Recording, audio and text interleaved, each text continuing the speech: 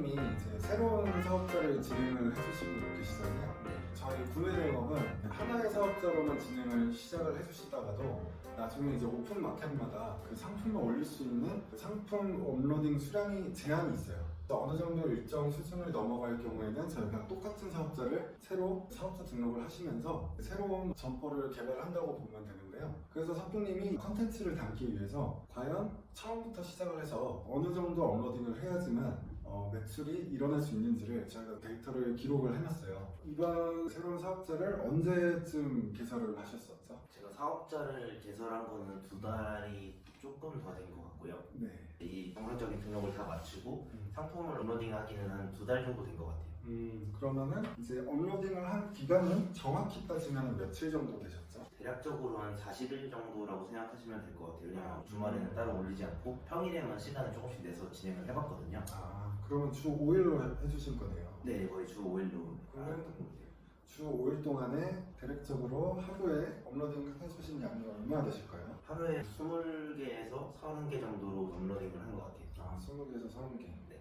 20개에서 30개 올리실 때 드는 시간이 어느 정도 드셨어요?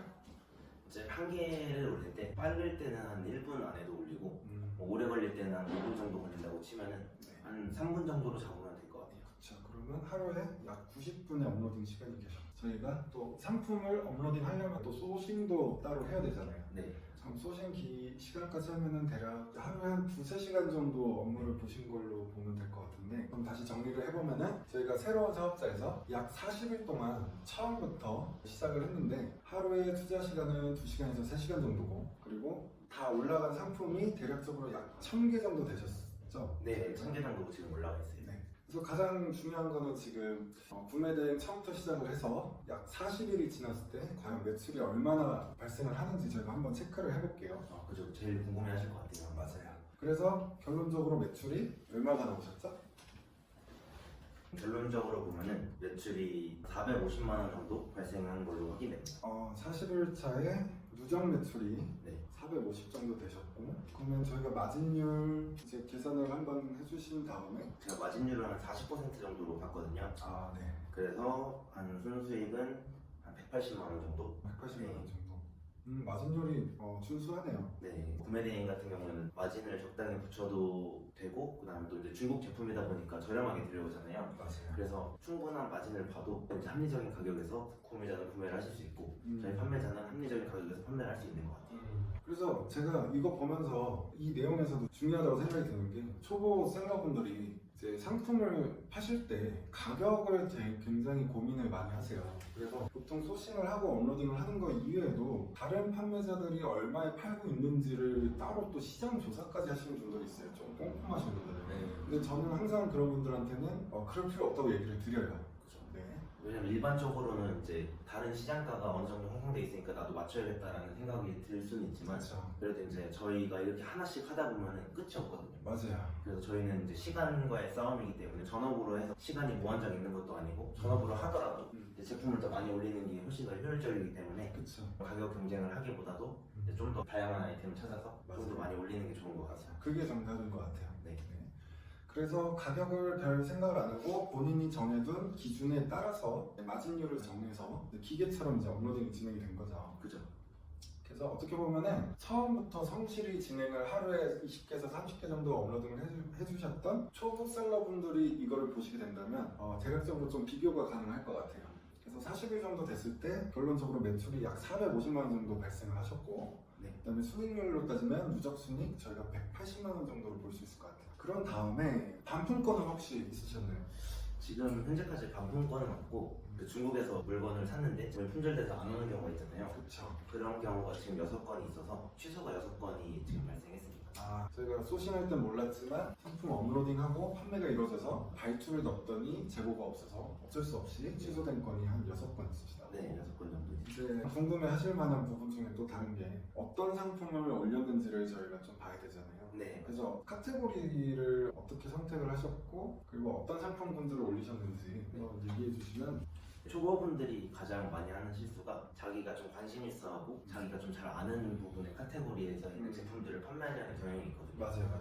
하지만 저희는 어떤 제품이 어떻게 팔릴지 절대 모르거든요. 그렇죠. 그렇게 뭐 내 지식을 통해서 하는 게 아니라 데이터를 기반으로 상품을 소싱하고 그 상품을 업로딩하기 때문에 카테고리는 엄청 다양하다고 보실 수 있고요. 네, 그래서 저는 특정 카테고리가 아니라 10몇 개도 넘는 것 같아요. 아, 그러시면 지금까지 올리신 상품은 약 1000여 개 정도 되는데 네. 카테고리가 10개 이상의 카테고리니까 한 카테고리당 약 100개 정도씩 네, 이렇게 그렇죠. 업로딩이 이루어지신 거고. 네. 그럼 소싱 하시는 데는 저희가 클래스를 진행을 하는 내용에서도 얘기를 하지만 소싱에서는 큰 고민을 하지 말라고 안내를 드리잖아요.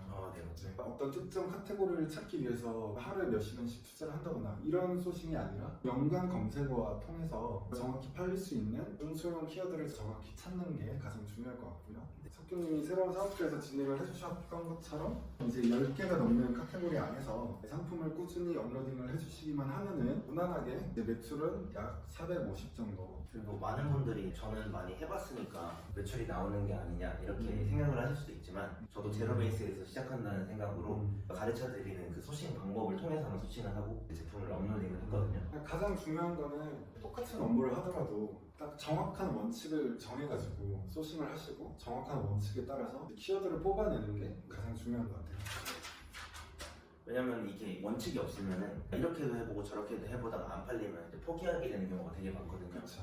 하지만 이제 원칙을 세우면은 이 원칙이 지켜지면 무조건 팔린다 라는 이제 개념을 가지고 진행을 하신다면은 무조건 매출은 발생할 수 있습니다. 저희가 이 데이터가 가장 소중한 이유가 이제 투자로 진행을 해주시는 분들이 아마 이 컨텐츠를 눈여겨보실 것 같아요. 왜냐면은 본업이 있으면서 하루에 20개에서 30개 정도 업로딩을 하는 거는 절대 전업으로 진행한 이제 업무량은 아니란 말이에요. 2시간에서 3시간 정도를 이제 그러면은 석준님 생각에는 딱 누구나 1일 3시간 정도의 업무량만 하면은 매출 450 정도 나오는 거는 무난하게 가능할까요?